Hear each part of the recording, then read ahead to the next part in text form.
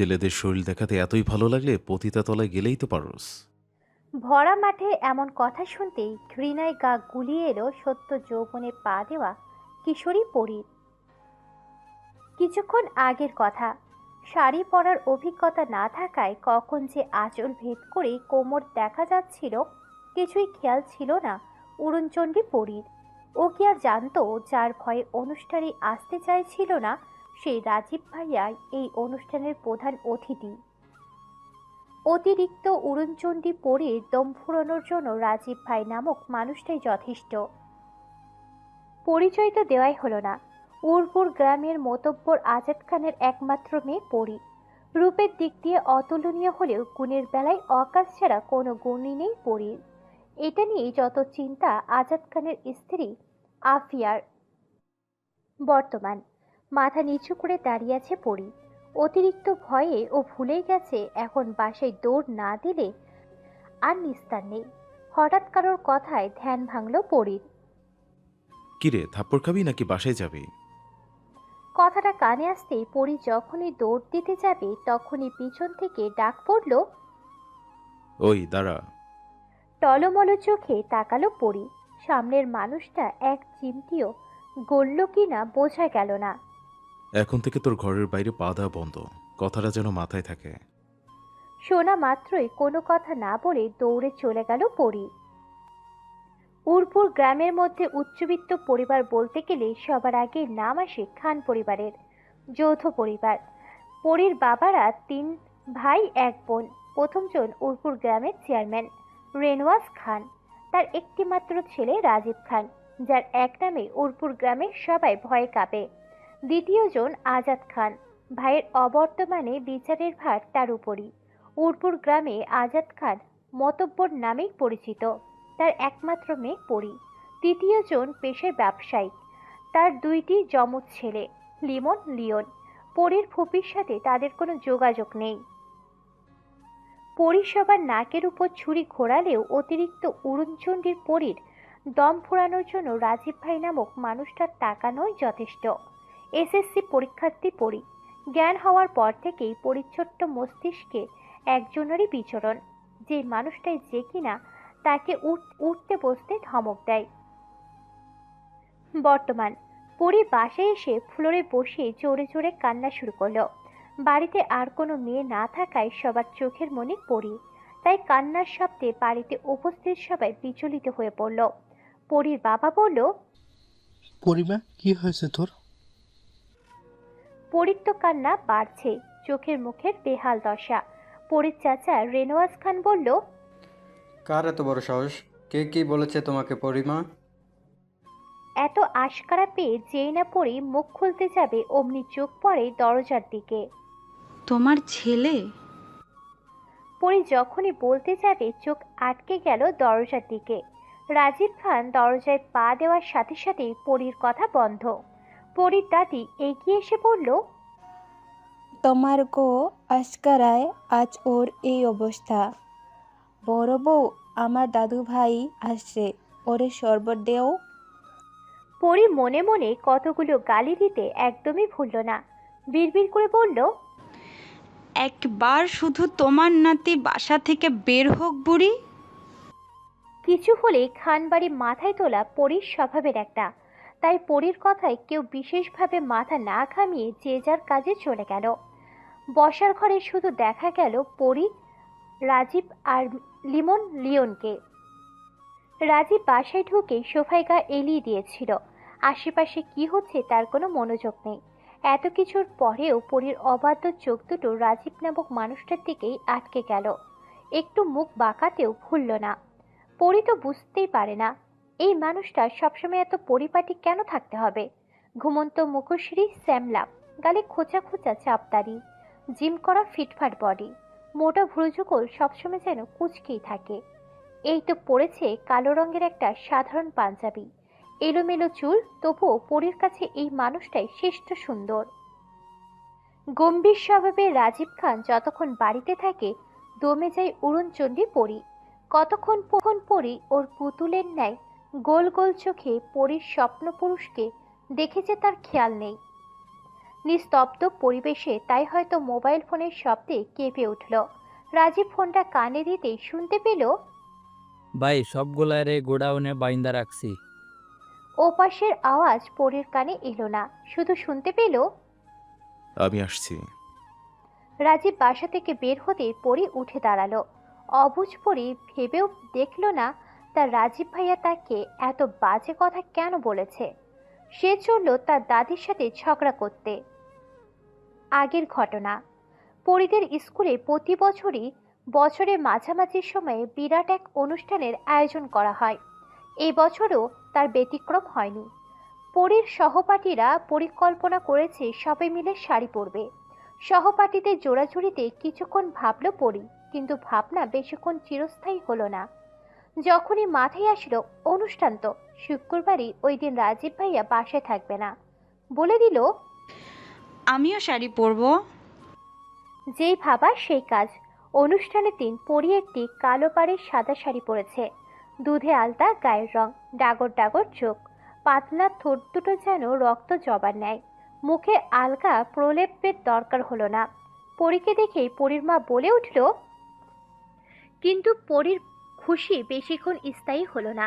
School গিয়েই যখন শুনতে পেল আজকের এই অনুষ্ঠানের প্রধান অতিথি ছাত্রলীগ নেতা রাজীব খান এসে পড়েছে, পরীর চোখ দুটো বেরিয়ে আসার উপক্রম। শুধু অস্পষ্ট কণ্ঠে বেরিয়ে আসলো, যেখানে বাঘের ভয় সেখানেই সন্ধ্যা হয়। ওর দিকে যে কতগুলো কক্ষ লোলুপ দৃষ্টিতে দেখছিল ওর কোনো খেয়ালই ছিল না। কিছুই চোখ এড়ালো না শুধু একজনের। বর্তমান রাজীব যাওয়ার পরে পরী ওর দাদির সাথে ঝগড়া করতে গিয়ে সেখানেই ঘুমিয়ে পড়েছে। ঘুম ভাঙল পরীর মায়ের ডাকে।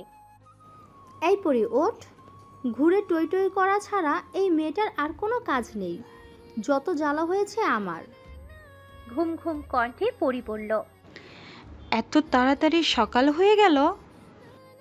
পরীর দাদি তেতে বলল, হে চিরি, সকালে গিয়া আবার রাত হয়ে গেছে। পরী তো তাজ্জব পেনে গেল। ভাবতে লাগলো তাহলে ও কয়দিন ঘুমিয়েছে।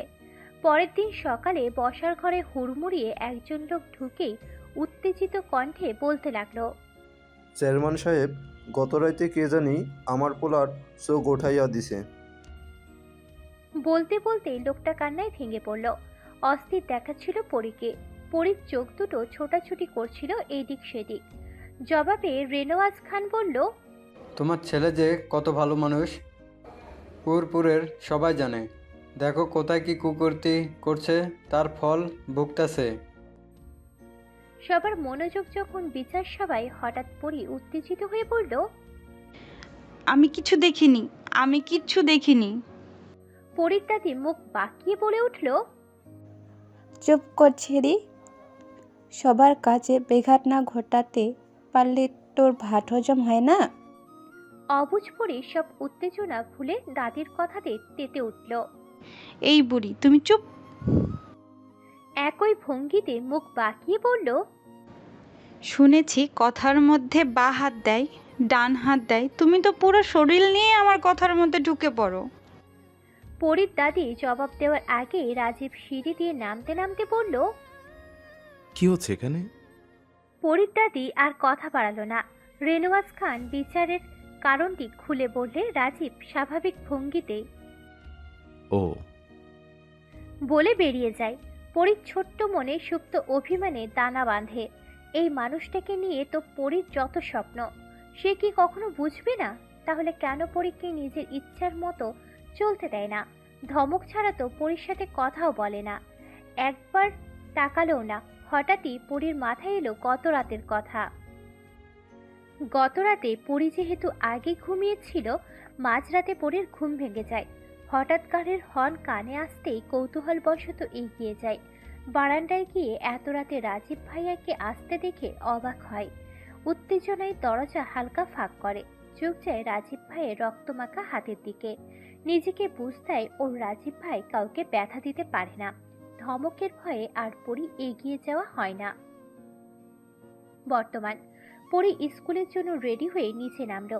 কেউ কেউ ব্রেকফাস্ট করছে, কারোর আবার শেষ। রাজীব জগিং শেষ করে ব্রেকফাস্ট করতে বসেছে। সিদ্ধ সবজি খেতে দেখে নাক ছিটকালো পরি। ভেবে নিল একসময় রাজীব ভাইয়াকে মিষ্টি ছাড়া আর কিছুই খেতে দেবে না। নিজের ভাবনা নিজেই তারিফ করলো। ভাবলো তখন তার রাজীব ভাইয়া তার সাথে মিষ্টি খেয়ে মিষ্টি মিষ্টি কথা বলবে। জ্যাম পাউরুটি হাতে নিয়ে হাঁটতে হাঁটতে খেতে লাগলো পরি। ভেবেছিল রাজীব ভাইয়া বলবে, তোকে না বলেছিলাম তোর ঘরের বাইরে পা দেওয়া বন্ধ? কিন্তু রাজীব ভাইয়া তো পরীর দিকে ফিরেও চাইল না। তবে কি পরি কোনো ভুল করেছে? রাজীব ভাইয়া কি তাহলে রাগ করলো? আকাশ পাতাল ভাবনা নিয়ে পরি চলল স্কুলের পথে। কিন্তু যেতে যেতে খেয়াল করলো কেউই পরীর দিকে তাকাচ্ছে না। পরীর তো এবার নিজেকে অদৃশ্য মানব মনে হলো। ও শুধু পুতুলের ন্যায় গোল গোল চোখ করে সবার কর্মকাণ্ড দেখছে। হঠাৎই পিছন থেকে দৌড়ে এসে আক্রমণ করে বসল পরীর বান্ধবী মন। পরীর চেঁচিয়ে বলে উঠল, দিলি তো মুটকি আমার ঘাটটা মোটকে। মন কাঁদো কাঁদো ফেস করে বলল, সরি রে দোস্ত, ওই দিন ভাই তোকে কত পচা কথা বললো, আমি কিছুই বলতে পারলাম না। আসলে ব্যাপার হলো, তোর ভাইকে দেখলেই আমার হাত পা কাঁপে ভয়ে। মনকে বাকি কথা শেষ করতে না দিয়ে তেলে বেগুনে জ্বলে উঠল পরি। মনের পিঠে দাম করে একটা কিল বসিয়ে দিয়ে বলল, কখন থেকে শুনছি ভাই ভাই করছিস, উনি আমার কোন জন্মের ভাই? হঠাৎই নরম সুরে বলল, জানিস মন, রাজীব ভাইয়ার এখন আমাকে ধমকও দেয় না, আমার দিকে তাকায়ও না। আমি কি খুব ছোট? মন কিছুটা ভাবার অভিনয় করে বলল, আরে না, তুই তো বুড়ি। বলেই দৌড় দিল ক্লাসের দিকে। পরিও ছুটল পিছন পিছন। ক্লাবের মধ্যে ভাবলেশীনভাবে চেয়ারে মাথা ঠেকিয়ে বসে আছে রাজীব। দেখে যে কেউ মনে করবে সে মানুষ না, হয়তো কোনো যন্ত্র। তখনই হুড়মুড়ে ঢুকে পড়ল রাজীবের বাল্যকালের বন্ধু রাহাত। রাজীবের ভাবভঙ্গি বোঝা গেল না। একটু চুপ থেকে রাজীব ভাবভঙ্গি বোঝার চেষ্টা করলো রাহাত, কিন্তু ব্যর্থ হলো। রাহাত যেহেতু মুখ পাতলা স্বভাবের, কখন কি বলে দেয়, তারপর যদি মুখটাই না থাকে। ভেবেচিন্তে একটু দূরেই বসলো, কিন্তু চুপ থাকা বেশিক্ষণ স্থায়ী হলো না। মুখ ফুসকে বলেই ফেললো, কি রে বন্ধু, আমার বোনের বড় হওয়ার আশায় থাকতে থাকতে তুই তো দেখছি অকেজো হয়ে যাবি। তারপর একটু নাটকীয় ভঙ্গিতে বলল, অকেজো কারো কাছে বোন বিয়ে দিয়ে মামা ডাক থেকে বঞ্চিত হতে পারবো না আমি। রাজীব তৎক্ষণাৎ চোখ পাকিয়ে তাকালো। হাতে যে কলমটা ছিল সেটা ফিক্কে মারল। রাহাত রাজীবের বাল্যকালের বন্ধু হওয়াতে প্রায় সময়ই তাদের বাসায় যাওয়া আসা করে। পরীকে বোনের নজরে দেখে। রাজীব পুনরায় চেয়ারে হেলান দিয়ে বলল, আমি অকেজো হলেও আমার, আমি অকেজো না হলেও আমারই। রাহাত রাজীবকে খোঁচানোর উদ্দেশ্যে বলল, আজকে হয়তো রাস্তায় ঝামেলা হইতে পারে, থাক সমস্যা নেই। বনুর বান্ধবী মনু আসে না, ওর ভাই বনুকে বাসায় দিয়ে আসবে। রাজীব ভুরুযুগল কুঁচকে তাকালো। আর কিছু বলার সুযোগ না দিয়েই বেরিয়ে পড়ল। গন্তব্য পরীর স্কুল। আজ প্রথম না, ওই যে একটা কলি, দূর হতে আমি তারে সাধিব, গোপন বিরহে ডোরে বাঁধিব। পরী স্কুল শেষে বাসার উদ্দেশ্যে বের হলো। সে তো জানেই না দূর থেকে কেউ তাকে পলকহীনভাবে দেখছে। মনে হয় কত বছরের তৃষ্ণা। পরী সারাদিন তার রাজীব ভাইয়ের অপেক্ষায় কাটিয়ে দিল। রাতে শুয়ে থাকতে থাকতে কখন যে ঘুমিয়ে পড়ল টেরই পেল না। হঠাৎ ঘুম ভেঙে গেল। রাত ঠিক কটা গভীর ঠিক নেই। ঘুম ঘুম চোখে পরীর মনে হলো তার পাশে রাজীব ভাইয়া বসে আছে, পলকহীন তার চাউনি। বুঝতে পারল না এটা কি স্বপ্ন নাকি। পরী সারাদিন তার রাজীব ভাইয়ের অপেক্ষায় কাটিয়ে দিল।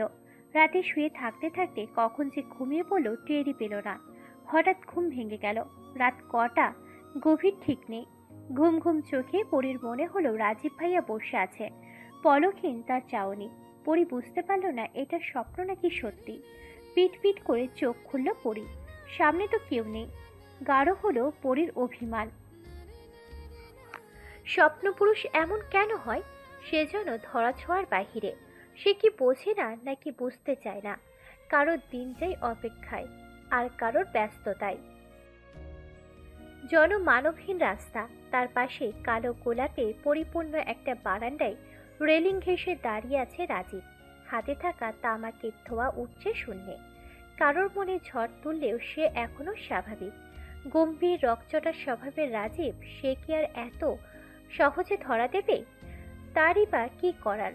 সারাদিনের ক্লান্তি দূর করার জন্য মায়ামাখা মুখটা তো দেখতেই হবে। নেতা সাহেব যে কিনা সবাইকে কন্ট্রোল করে, শেষেমেশে একটা বাচ্চা মেয়ে তার মস্তিষ্ককে কন্ট্রোল করছে, সেটা নেতা সাহেব মানতেই নারাজ। মুহূর্তেই ঘটে গেল আর এক কাণ্ড।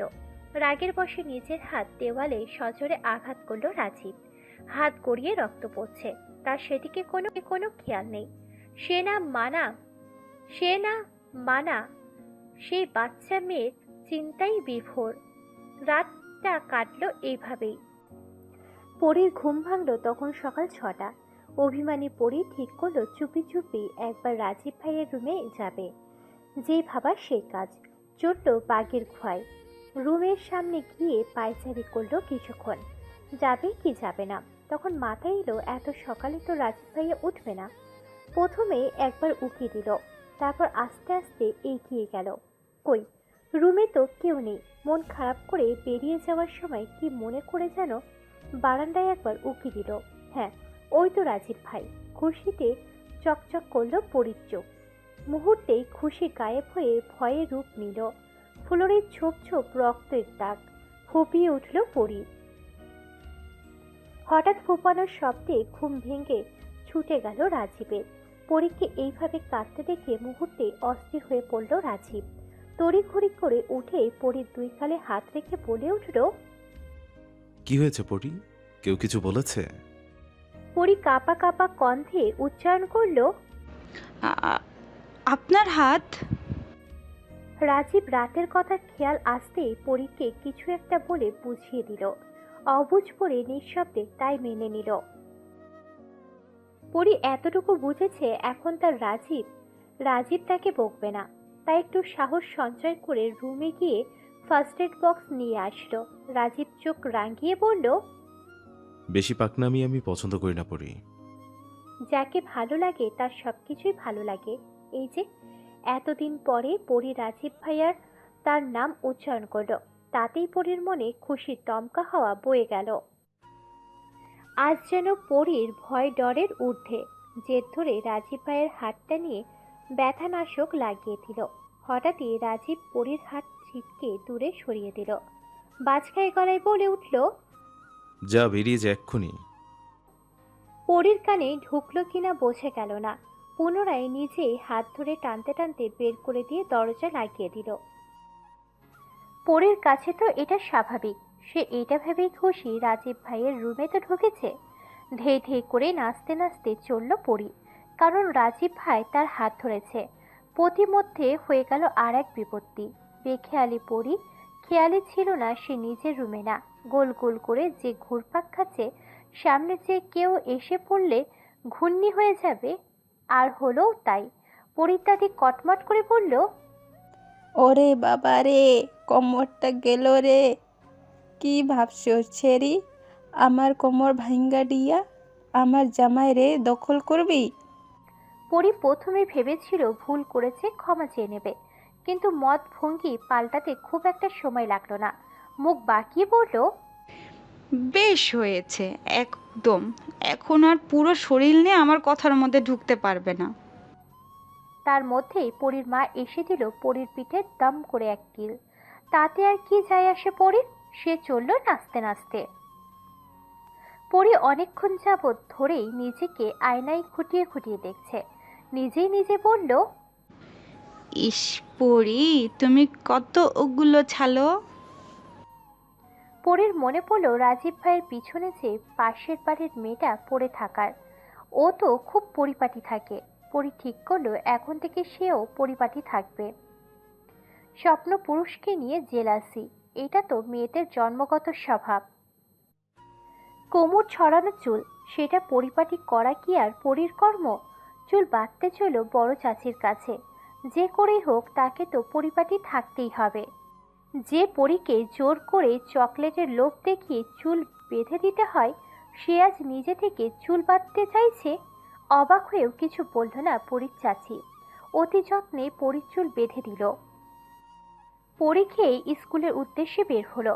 পরেই মনে পড়ল মনকে সে আগেই আসতে বলেছিল, আর নিজেই কিনা এত দেরিতে বের হলো। স্কুলের প্রবেশপথে হামলা করলো মন। পরী নিজের দোষ ঢাকতে বলে উঠল, কিরে, তোর বাসার লোক যে খেতে দেয় না, আমাকে তো আগে বলিসনি। শেষমেশ খাওয়ার জন্য খামচে আমার মাংস নিয়ে গেলি। আহামক বেনে গেল মন।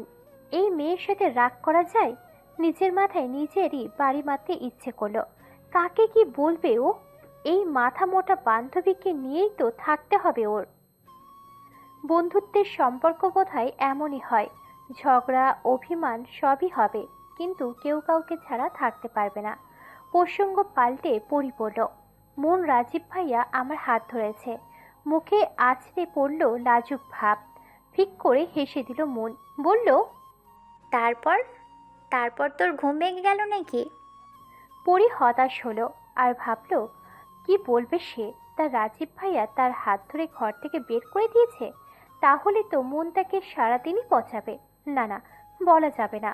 তার মধ্যেই শুনতে পেল আজ ছুটি পড়বে, সহপাঠীরা সবাই মিলে ঘুরতে যাবে। আবার এক ভুল করতে যাচ্ছে পরি। কথা মতোই ছুটির পর সবাই একসাথে বের হলো। যোগ দিল মুনের ভাই। দূর থেকে কেউ সবটা খেয়াল করলো, জানলো না পরি। হঠাৎ সামনে এসে একটা গাড়ি থামলো। দেখে তো পরির চোখ ছানা বড়া। রাজীব ভাই এখানে কেন? যেখানে বাঘের ভয় সেখানেই সন্ধ্যা হয়। পরির কিছু বুঝে ওঠার আগেই ছোট্ট একটা শব্দ শোনা গেল, উঠ। পরি মনের হাত শক্ত করে ধরে দাঁড়িয়ে আছে। যতই বলুক রাজীব ভাইয়ের অপমানে পরির কিছু যায় আসে না, তবুও কোথাও একটা সুপ্ত অভিমান থেকেই যায়। পরি মিনমিনিয়ে জবাব দিল, আমি যাব না। রাজীব ভাইয়ের কর্ণ পর্যন্ত কথাটা গেল কিনা বোঝা গেল না। আবার বলল, কথা কানে যায়নি? প্রাণ বাঁচানো ফরজ। রাজীব ভাইয়া আর যাই করুক, মেরে তো ফেলবে না। আর যদি একবার তেরামি করে রাজীব ভাইয়াকে দিয়ে একদমই বিশ্বাস নেই। দেখা যাবে পরীর উপর দিয়ে গাড়ি নিয়ে চলে যাবে। এত সব চিন্তার সমাপ্তি ঘটালো গাড়ির হর্নের শব্দে। পরী মনের দিকে অসহায় দৃষ্টিতে একবার তাকিয়ে গাড়িতে উঠে বসল। রাজীব দাঁতে দাঁত চিবিয়ে বলল, সিট বেল্টটি কি তোর বাপে লাগিয়ে দেবে? কেঁপে উঠল পরী। বিরক্তিতে উচ্চারণ করলো রাজীব। এত কাঁপাকাঁপির কি আছে? সে তো এখন ধমক দেয়নি। পরী তাড়াহুড়ো করে সিট বেল্ট বেঁধে ফেলল। গাড়ি চলল তার আপন গতিতে। কিছুক্ষণ পর পরী খেয়াল করলো গাড়ি তো বাড়ির দিকে যাচ্ছে না। তাহলে কি রাজীব ভাই তাকে নদীতে ফেলে দিতে নিয়ে যাচ্ছে? না, আর স্থির থাকা যাচ্ছে না। শুরু করলো নড়াচড়া। রাজীব শুধু তাকালো একবার, বেশ পরী স্থির। পরি কখন কি করে, কোথায় যায়, সবকিছু সবার আগে রাজীব ভাইয়ের কানে চলে আসে। স্কুলের খবরও তার ব্যতিক্রম না। মনের ভাই নামক মানুষটাকে রাজীবের একদম সহ্য হয় না। মনের স্কুল বাসা থেকে তো বেশি দূরে না, তাহলে নিতে কেন আসতে হবে? রাজীব কি আর কারোর কথা শোনার মানুষ? নিজের মতো করে বানিয়ে নিয়েছে মনের ভাই পরীকে দেখতে আসে। মনকে নিতে আসাটা বাহানা মাত্র। তাই তো সবার কত গুরুত্বপূর্ণ কাজ আর একজনের ঘাড়ে চাপিয়ে আসতে হলো তাকে। তাছাড়া উস্কে দেওয়ার জন্য তো বন্ধু রাহাতই ছিল। গাড়ি এসে থামলো একটা শপিং মলের সামনে। ভিতরে গিয়ে রাজীব থামলো বোরখা হাউস নামক একটা স্টোরে। পরি শুধু হাঁ করে দেখছে। সে তো বোরখা পরে না, তাহলে কি রাজীব ভাই নিজের জন্য বোরখা কিনবে? মুখ টিপে হাসলো পরি। পরীর সাইজে বেশ কয়েকটা বোরখা কিনে নিল রাজীব। হিজাবও কিনলো। পরীকে চকলেট কিনে দিল। পরীকে কোনো ধমকও দিল না। পুনরায় গাড়ি এসে থামলো একটা ফুচকার দোকানের সামনে। রাজীব বলে উঠল, ফুচকা দিতে থাকবেন, আমি না বলা পর্যন্ত বানাতেই থাকবেন। পরীর দিকে তাকিয়ে বলল, তোর না ঘোরার খুব শখ? ফুচকা স্টলের সামনেই তো থেমেছিলি। বেশ তো, তুই ফুচকা খেতে থাক, থামলে খবর আছে। পরী চোখ বড় বড় করে তাকালো। গরু জবাইয়ের আগে যেমন খাতির করা হয়, পরীর এখন নিজেকে তেমনই মনে হচ্ছে। পরি বুঝতে পারল না এরকম ঠান্ডা মাথায় হুমকি কিভাবে দেয় রাজীব ভাইয়া। রাজীব শান্ত গলায় বলল, মামা ফুচকা যেন ঝাল বেশি হয়। পরীর তো এবার কান্না পাচ্ছে। পরি কি জানতো নাকি রাজীব ভাইয়া এসে পড়বে? তাহলে তো পরি ঘুরতেই যেত না। এর মধ্যেই ফুচকা এসে পড়ল।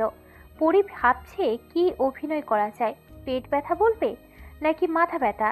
রাজীব চোখ রাঙিয়ে তাকাতেই পরি খাওয়াই শুরু করলো।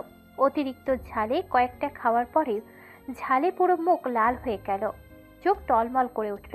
পরি অসহায় দৃষ্টিতে তাকালো। রাজীব যেন ভাবলেশীন। পরির চোখ দিয়ে পানি গড়িয়ে পড়তেই টনক নড়ল রাজীবের। তাড়াহুড়ো করে পানি ধরল সামনে। অভিমানী পরি ধরল না পানির গ্লাস, খাওয়াও থামালো না। চোখ দিয়ে পানি গড়িয়ে পড়ছে, কিন্তু পরি হারার পাত্রী না। পরির হাত ধরে থামিয়ে দিল রাজীব। জোর করে পানিও খাওয়ালো।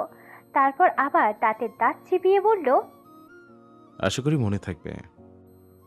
পরি বলতে চেয়েছিল, আমি যাই করি না কেন আপনার কি? কিন্তু আর কোনো শাস্তি চাইল না পরি, তাই শুধু মাথা নাড়ালো। পরির মাথার উপর দিয়ে গেল সব। তার রাজীব ভাইয়াকে সে কবে বুঝতে পারবে? কোনোদিনও বুঝতে পারবে নাকি সেটাও সন্দেহ। পরীকে বাড়ির সামনে নামিয়ে দিয়ে চলে গেল রাজীব। পথিমধ্যেই দুজনেই ছিল চুপ। রাজীবের যাওয়ার পথে মুখ বাঁকিয়ে পরি বাড়িতে ঢুকলো। সবার সাথে কিছুক্ষণ কথা বলে রুমে গেল পরি। রুমে গিয়ে দেখতে পেল খাটের উপর অনেকগুলো চকলেট। বেশ কেক রাখলো। কিছু ভাবলো না পরি, মনের আনন্দে খেতে লাগলো। কিছুক্ষণ আগে তার সাথে কি হয়েছে সব যেন ভুলেই বসলো। পরি কিছুক্ষণ ঘুমিয়েছিল। ঘুম থেকে উঠে দাদির রুমে চলে গেল পরি। দাদি তো রুমে নেই। পরির কাছে পুরো বাড়ি খুব নিস্তব্ধ মনে হচ্ছিল। কোথাও কোনো আওয়াজ নেই, ডাইনিং রুমেও কেউ নেই। অবাক লাগলো পরির। পরির মা চাচির হাতে হাতে কাজ করে দেয় কাজল নামের একটি মেয়ে, ওদের বাড়িতেই থাকে। পরি শুধু তাকেই পেল। সবার কথা জিজ্ঞাসা করতেই কাজল বলল, আপামনি, বড় ভাইজান নাকি অ্যাক্সিডেন্ট করছে, সবাই এখন হসপিটালে গেছে। পরি যেন স্তব্ধ। কই, কিছুক্ষণ আগে তো সব ঠিকই ছিল। না না, এইটা হয়তো স্বপ্ন। পরির ধ্যান ভাঙতেই দিক দিশা ভুলে ছুটল হসপিটালের পথে। খুব একটা দূরত্ব না থাকায় যেতে সমস্যা হলো না। কেবিন খুঁজতে সময় লাগলো একটু। অতঃপর গিয়ে দেখলো ছড়িয়ে ছিটিয়ে সবাই বসে আছে। কেবিনে উঁকি দিয়ে দেখতে পেল রাজীব ভাইয়ের পায়ে ব্যান্ডেজ করা। ওই তো পরির রাজীব ভাইয়া, কপালে হাত থেকে শুয়ে আছে। পাশে বসে আছে বন্ধুরা হাত। টলমল করে উঠল পরির চোখ। দাদির পাশে গিয়ে বসে পড়ল। আজ আর ঝগড়া করলো না পরির দাদি। আদরে বড় নাতির এই হাল দেখে ভেঙে পড়েছেন। পরীকে বাড়িতে রেখে যাওয়ার পরপরই কলে জানতে পারে বিরোধী দল হঠাৎ হামলা করেছে। তাদের একজনকে বেদম মেরে চলে গেছে। রাগ কন্ট্রোল করতে না পেরে গাড়িতে ঘুষি মারে। এটা রাজীব ভাইয়ের একটা বদ হ্যাবিট। অতিরিক্ত রেগে গেলে এইটাই করে সে। আজও তার ব্যতিক্রম হয়নি। তাড়াতাড়ি যেতে গাড়ি রেখে বাইক নিয়ে নেয় রাজীব। তাড়াহুড়ো চালাতে গিয়ে হয় এই অ্যাক্সিডেন্ট। বর্তমান রাজীব অসুস্থ, তার রাহাতকে কে বোঝাবে? সে তো রাজীবকে খোঁচাতে ব্যস্ত। একবার চিমটি দিচ্ছে তো আর একবার রাজীবের কপালে হাত সরিয়ে দিচ্ছে। বিরক্তিতে উচ্চারণ করে রাজীব। দুইটা মাথা মোটায় তার কপালে জুটতে হলো। রাহাত উসখুস করছিল তার বন্ধুকে কিছু বলার জন্য। রাজীব বিরক্তি নিয়ে তাকাতেও তার কিছু যায় আসে না। ডোন্ট কেয়ার ভাব নিয়ে পড়ল, বন্ধু অকেজো হইছস, তাও মাইনা নিচ্ছিস। তারপর আবার আফসোসের সুরে বলল, আবার পঙ্গুও হইলি? না না, আর মানতে পারবো না, তোর দ্বারা তো কিছুই হবে না, বলে মাথায় হাত রাখলো। কপাল কুঁচকে ফেলল রাজীব। বাঁকা হেসে বলল, বেশিবার বেরো না বৎস, মনের ভাইয়ের নাম্বার কিন্তু আমার কাছে আছে। বেশ হয়ে গেল রাহাত। কাঁদো কাঁদো ফেস নিয়ে বলল, ধুর, বড় ভাই কী যে বলেন না, বনুর জন্ম হয়েছে শুধু আপনার জন্যই। আপনি অকেজো পঙ্গু যাই হন না কেন, বনু তো আপনারই। বলে ক্যাবলা মার্কা একটা হাসি দিয়ে মাথা চুলকালো। রাজীবের চোখ গেল বাহিরের দিকে। কপাল কুঁচকে ফেললো আবার। এই মেয়ে এত মাথা মোটা কেন? রোগী তো সে, তাকে দেখতে না এসে ডাগর ডাগর চোখে সবার কর্মকাণ্ড দেখছে। পরি অনেকক্ষণ যাবৎ ভাবছিল যাবে কি যাবে না, অতঃপর ভেবে নিল কেউ ভিতরে গেলেই তার সাথে যাবে, কিন্তু যখন দেখলো এখন কেউ যাচ্ছে না, নিজেই পা বাড়ালো কেবিনের উদ্দেশ্যে। পরি ভিতরে যেতে রাজীবকে চোখ মেরে রাহাত বের হয়ে গেল। রাজীব এমন একটা ভাব নিল যেন সে জানেই না পরি এখানে এসেছে। বিরক্তি ভাব নিয়ে বলল, এখানে সঙ্গের মতো দাঁড়িয়ে থাকতে এসেছিস? কেঁপে উঠল পরি। তারপর শুনতে পেল, মাথায় হাত বুলিয়ে দে, ব্যথা পেলে খবর আছে।